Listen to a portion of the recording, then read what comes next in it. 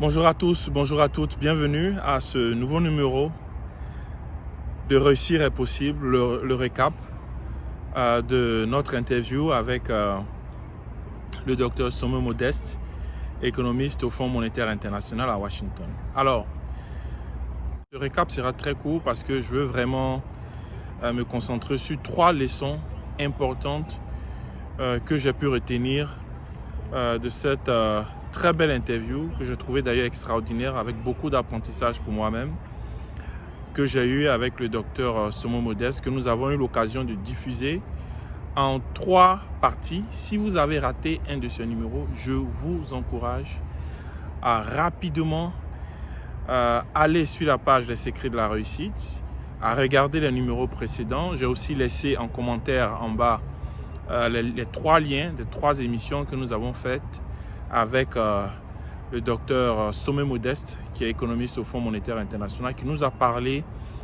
de sa marche dans la poursuite de la réussite. Il y a beaucoup de leçons à retenir, mais j'ai retenu 3 leçons. Allez, top, c'est parti. La première leçon que j'ai retenue avec cette interview, c'est que où vous commencez dans la vie importe très peu. Où vous commencez dans la vie importe très peu. Votre point de départ n'a pas d'importance dans la poursuite vers la réussite. Le docteur Somo Modeste nous a expliqué qu'il est fils de paysan. Il a grandi dans un village.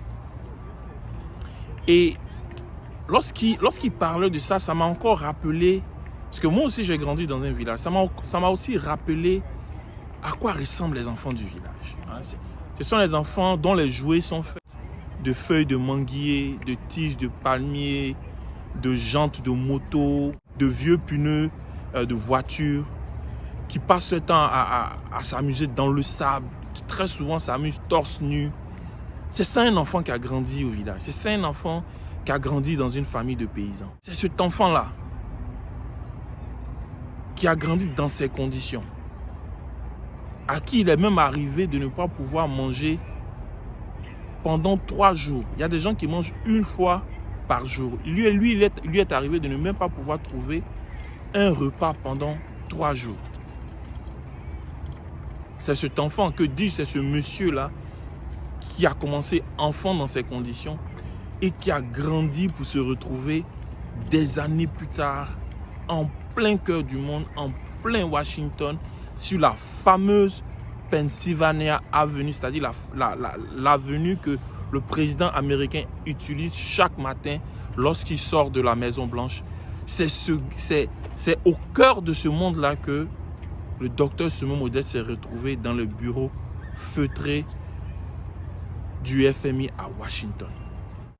Où est-ce que vous commencez votre marche vers la réussite? Mes chers amis, importe peu. Vous voyez, beaucoup de gens ne réussissent pas dans la vie, pas parce qu'ils ont essayé, ils ont échoué. Beaucoup de gens ne réussissent pas dans la vie parce qu'ils n'ont jamais voulu essayer en regardant d'où est-ce qu'ils devaient commencer. Ils se sont dit, je commence trop bas, je ne pourrai jamais arriver là où je vais arriver. Mais Modeste y est arrivé. Vous pouvez être la plus, excusez-moi du terme, mais la plus vilaine de votre village ou de votre ville ou de votre quartier et terminer parmi les femmes les mieux mariées dans le pays. Vous pouvez être le moins intelligent de votre génération et terminer parmi les plus diplômés de votre génération. Vous pouvez être le plus pauvre de votre génération, de votre quartier, et terminer des années plus tard parmi les gens les plus nantis, les plus riches que compte le pays.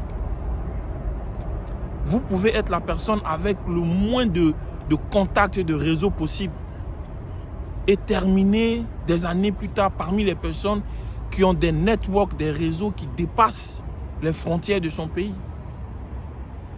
Vous pouvez commencer parmi le moins apprécié dans l'entreprise et terminer parmi ceux qui dirigent l'entreprise dans laquelle vous êtes. Où vous commencez votre vie, où vous commencez votre marche pour la réussite, chers amis, importe peu, ça je peux vous le dire. Deuxième leçon importante que j'ai retenu avec le docteur Modeste dans sa marche, qui à présent l'a conduit jusqu'au FMI, la patience est presque tout en matière de réussite. Trop de gens, trop de jeunes veulent réussir tout de suite, maintenant, et tel qu'ils le souhaitent. Des gens ont été drogués parfois par les réseaux sociaux et finissent par croire que lorsqu'ils regardent une vidéo sur la réussite de quelqu'un, parce que la vidéo a duré 5 minutes, ils s'imaginent que la réussite va apparaître au bout de 5 minutes ou au bout de quelques jours ou de quelques semaines. Mes amis, les vidéos que vous voyez sur les réseaux sociaux là, c'est 5 ans, 10 ans, 15 ans, 20 ans, parfois 30 ans de lutte et de marche que les gens résument en 5 minutes parce qu'on ne veut pas finir votre passe Internet. La réussite demande de la patience.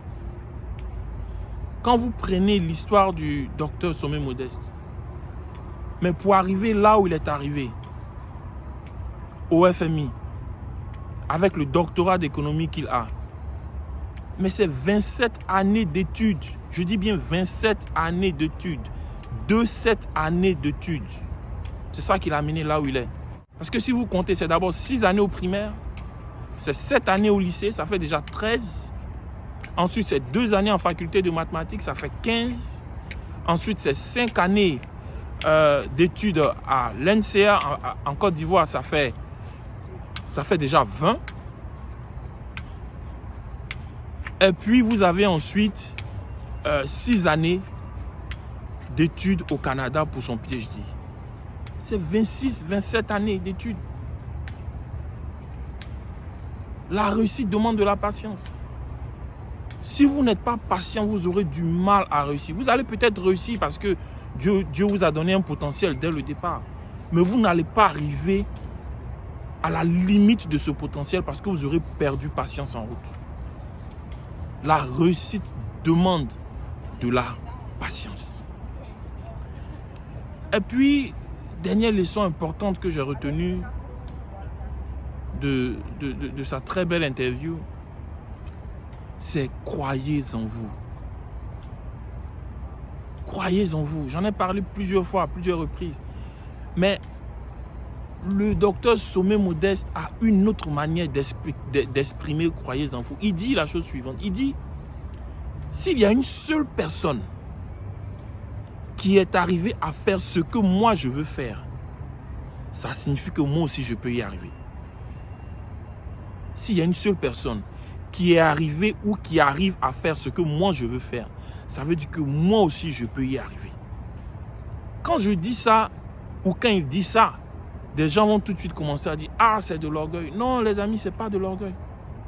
L'orgueil a une définition bien précise. L'orgueil, c'est croire que ce que vous faites là, personne d'autre ne peut faire ça. Parce que vous êtes mieux que tout le monde. C'est ça l'orgueil. Croire en soi, c'est croire que si quelqu'un a réussi à faire ça, alors vous pouvez faire. Il y a une nuance ici qui est fondamentale. Vous savez, la croyance, être capable de croire, je pense personnellement que c'est le plus grand pouvoir que Dieu a mis en l'être humain. La croyance. Regardez un peu la chose la plus sacrée qui existe dans ce monde. En tout cas dans le monde des hommes, dans la société des hommes, qu'on appelle la religion. Elle est basée sur quoi? Elle est basée sur la croyance parce que quand vous croyez, toute chose est possible. Et si vous croyez en vous, toutes les choses que vous voulez réaliser dans votre vie est possible. Tant que Dieu vous maintient en vie, vous pouvez réaliser tout ce que vous voulez. Tant que vous croyez en vous. Les Saintes Écritures chrétiennes ne disent-elles pas que si vous avez juste un peu de foi, vous pouvez déplacer une montagne? Le docteur Sommet Modeste, dans son Burkina, dans son village, dans le Burkina natal, a toujours cru qu'il pouvait aller le plus loin possible dans les études et réussir sa vie d'intellectuel. Et il l'a fait. Et il l'a fait parce qu'il a cru en lui. Croyez en vous. Si vous ne croyez pas en vous, vous n'irez nulle part. Il faut d'abord que vous puissiez croire en vous. Merci infiniment de m'avoir suivi. J'espère que vous avez aimé cette vidéo. Gardez la foi en vous. Gardez la foi en Dieu. Soyez audacieux. Dieu vous bénisse. À la semaine prochaine. Ciao.